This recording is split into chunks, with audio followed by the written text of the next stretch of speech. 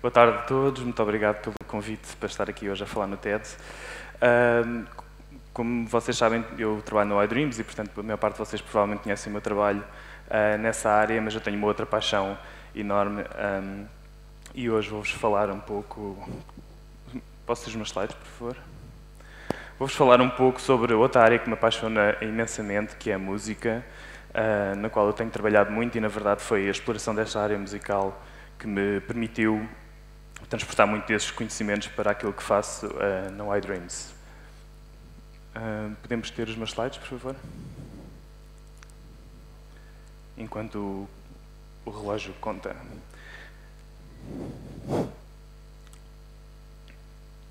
Bem, de todas as formas, eu posso começar por contar-vos um bocado. Ok. Muito bem. Novos instrumentos para novas músicas. Para mim, isto tudo começou na universidade. Eu era daqueles jovens que gostava muito de pensar no rock como uma forma de expressão muito interessante para a juventude. A minha paixão era a bateria e era uma coisa que realmente me dava muito gozo. Portanto, eu tinha várias bandas rock, gostava de malhar na bateria e sentir aquela pica e todo, no fundo, na verdade, tudo aquilo que está à volta do rock sempre me entusiasmou bastante. E acontecia, portanto, que eu tocava em várias bandas rock simultaneamente enquanto estudava.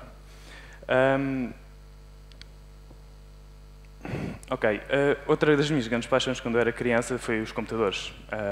Eu passei por todas estas gerações, felizmente tive a sorte de poder ter estes computadores todos e experimentar com eles ao longo do tempo. O Amiga, que era um dos meus preferidos, e que deu para começar a fazer música também. Os 286, portanto, passei por essas gerações todas e, na verdade, era outra das minhas culturas paralelas, a computação, como é que eu podia explorar coisas diferentes com os computadores. Todos começámos a fazer pequenos programinhas que faziam coisas, cores nos ecrãs e tal, e era relativamente acessível começarmos a fazer experimentação com computadores. Ora, para os músicos, nessa altura, estamos a falar mais ou menos dos meados dos 90, a composição da música eletrónica estava muito ligada à noção de sequenciador, e o sequenciador era fundamentalmente um programa onde nós conseguíamos arranjar no tempo uma série de fragmentos musicais e, portanto, na verdade, construímos uma espécie de uma pauta. Podíamos também, obviamente, misturar os sons, mexer naqueles sliders que mimetizavam uma mesa de mistura. E assim foi como eu trabalhei durante alguns anos na música eletrónica e comecei a compor deste interesse entre a música e os computadores, comecei a compor com este tipo de instrumentos. Na verdade, isto é muito parecido com aquilo que nós vimos desde os anos 50, na noção das primeiras músicas eletrónicas, onde fundamentalmente o que os compositores faziam era agarrar numa ideia, construir um programa, por exemplo, ou passar vários sons para dentro de fita, e muitas vezes as performances dessa música eletrónica, portanto a forma como ela era apresentada ao vivo, passava por tocar no play. E tocar no play foi o que eu fiz durante muitos anos. Não sabia o que mais fazer, compunha coisas altamente complexas, mas tocava no play.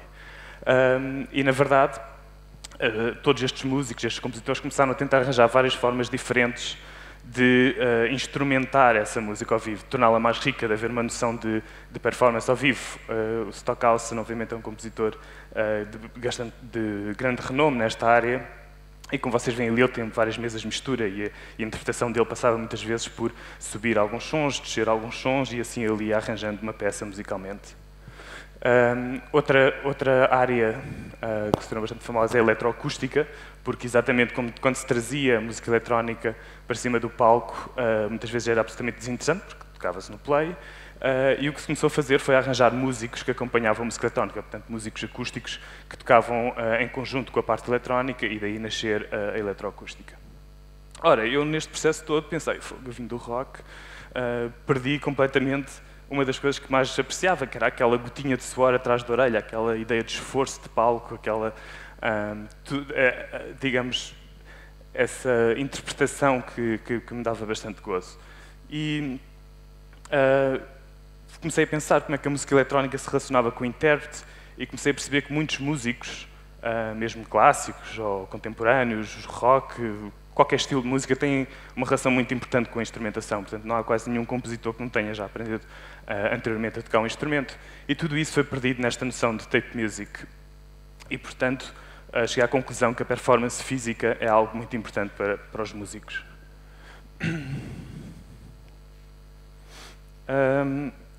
E, entretanto, o que aconteceu foi que houve algumas coisas que começaram a mudar ligeiramente. Portanto, o que aconteceu foi no final dos 80, princípios dos 90, os computadores começaram a ficar cada vez mais rápidos. Portanto, existe uma lei que se chama-se a Lei de Moore, que diz que os computadores duplicam a velocidade todos os anos. Agora já não é propriamente verdade, existem algumas barreiras tecnológicas, mas, de repente, nós estávamos a olhar para o computador de uma forma totalmente diferente, porque esse poder de computação crescente que existia permitia-nos pensar numa noção de tempo real. E o tempo real é tudo aquilo que eu consigo fazer, uma instrução no computador, que eu consigo fazer que aconteça em menos de 200 ou 100 milissegundos. Portanto, as pessoas cognitivamente entendem-na como sendo imediata, não é? O que nos aproxima muito mais da capacidade de poder construir sistemas musicais que reajam tão rápidos como os instrumentos acústicos. Portanto, começa a mudar um cenário onde eu antes tinha que escrever grandes programas de computador, podia tomar um café e ficava 2 dias no computador a deitar um fecheiro de som cá para fora, com a complexidade toda que aquilo tinha, e de repente estas coisas podem acontecer de forma absolutamente imediata.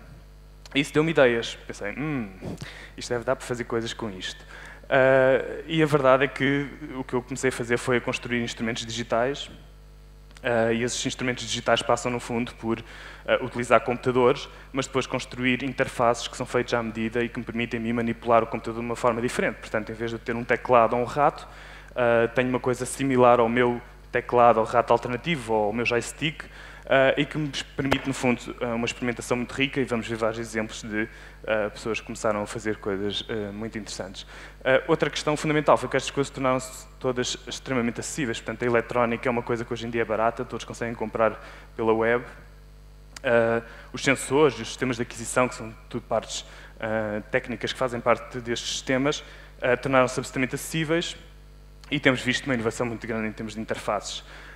Pioneiros nesta área de conseguir juntar, de construir estes novos instrumentos é o Stein, por exemplo, na Holanda, o IRCAM na França, em Paris, que é uma parte do Centre Pompidou, e mais recentemente existem inclusive conferências académicas só dedicadas a esta área de instrumentação digital e como construir novas interfaces para a expressão musical.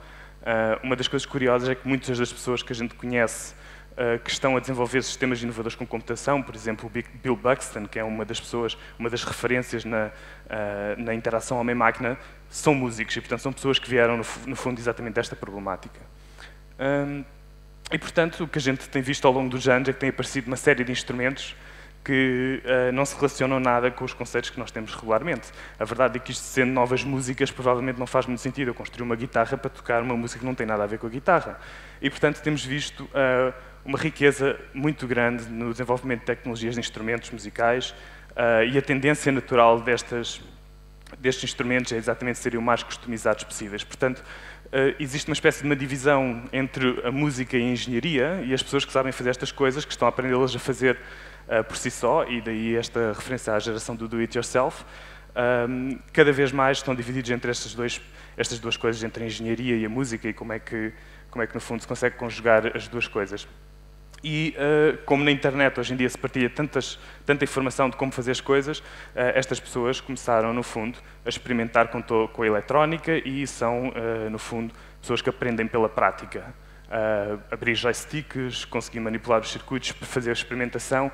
O Arduino, por exemplo, que é um circuito que se tornou extremamente acessível. O Arduino custa, não sei, cerca de 30 ou 40 euros, portanto são coisas que se tornaram se popularizaram bastante e se tornaram acessíveis às pessoas.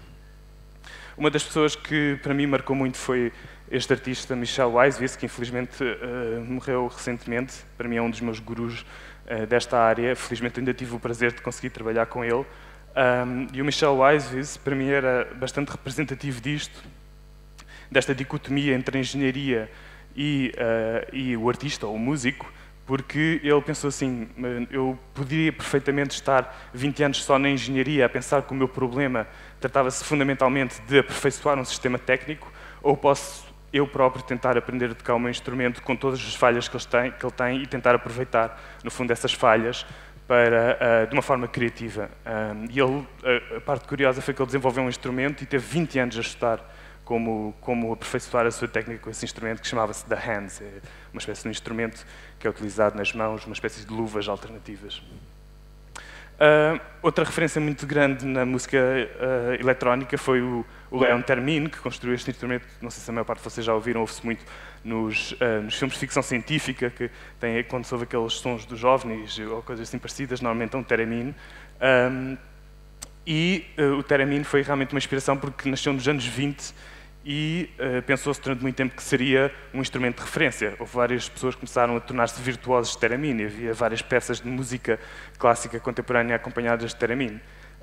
E o Theremin sempre foi para mim uma coisa altamente mágica, porque era um instrumento que era tocado no ar. Enquanto que todos os outros instrumentos que nós estamos habituados passam pelo contacto físico, este instrumento de repente tinha uma magia especial que simplesmente, no fundo, movimentando as mãos no ar, eu conseguia produzir música. E eu agarrei exatamente neste conceito e estendi-o um bocado com o meu próprio instrumento. Este é um dos instrumentos que eu construí, que mais tarde vão ver. Chama-se Airstick e funciona um bocadinho como um Theremin, mas em duas dimensões. O Theremin apenas permite a proximidade num eixo e eu construí algumas inovações por cima desse conceito. Mais tarde descobrimos, lá está o lado de engenharia disto, descobrimos que a minha versão original, que era uma versão feita em casa, é uma calha de luz, okay, que está toda adaptada, cheia de eletrónica lá dentro, portanto, tudo coisas que eu consigo comprar praticamente no supermercado. Tinha outras utilizações como interface e, portanto, a Y-Dreams pegou nesse contexto e desenvolveu uma versão muito mais aperfeiçoada. Portanto, isto é um exemplo de como a geração do-it-yourself, estas pessoas que estão a fazer coisas em casa, podem realmente estar a produzir muito valor que possa ser aproveitado mais tarde pelas empresas. E a Y-Dreams construiu esta versão aperfeiçoada de um instrumento para utilizar noutros contextos. E eu tive a sorte, de repente, de ter duas gerações, uma geração altamente antiga e uma que é recente e que está muito mais aperfeiçoada. E continuo a tocar com as duas, porque tenho muito prazer em trazer as duas para cima do palco.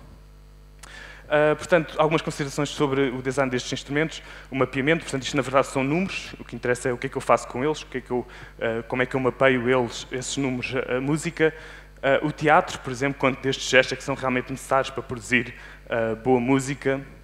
Estou sempre a pensar se estou, no fundo, a fazer design para todos ou se estou só a fazer design para mim e estou sempre a pensar será que seria interessante pôr este tipo de instrumentos à frente de outras pessoas, perceber como é que elas os utilizam criativamente. Outra dualidade muito interessante é, não sei se vocês conhecem o Guitar Hero da PlayStation, eu sou grande fã do Guitar Hero e é um instrumento musical que é parecido com um brinquedo, no fundo é um joystick, e nós andamos sempre a pensar como é que esta complexidade é balançada entre um instrumento real com alguma complexidade musical, onde eu consigo desenvolver uma linguagem, versus todos os brinquedos lá fora desse género que nós vimos. O tema da instrumentação e da engenharia, como já vos disse, estamos sempre a pensar, se calhar eu não consigo, não sei bem tocar isto, mas se calhar é porque eu tenho que afinar aqui este bocadinho de eletrónica e depois vou aprender a tocar, e portanto é realmente uma dualidade grande para pessoas que estão a trabalhar nesta área. Depois, finalmente, se o design de interfaces por si só pode ou não ser considerado uma forma de arte, e todos os híbridos que nós vamos ver a aparecer cá fora. Portanto, quando pensamos em instrumentos musicais, normalmente pensamos numa coisa relativamente contida, mas começamos a ver instrumentos musicais que se desenvolvem no espaço, que se desenvolvem com o corpo, através da introdução de sensores no corpo das pessoas, e vários tipos de objetos que normalmente nós não reconhecemos como instrumentos musicais. Portanto, todos esses híbridos penso que serão muito interessantes. Portanto, isto é um bocadinho o trabalho que eu tenho feito à noite, para além da Y-Dreams, em vez de dormir, tomo café e faço estas coisas. E agora gostava de vos mostrar um bocadinho o instrumento. Acho que é sempre interessante ver estas coisas em ação e perceberem um bocadinho melhor onde é que eu tenho gasto o resto do tempo. Portanto, eu vou-vos agora mostrar isto.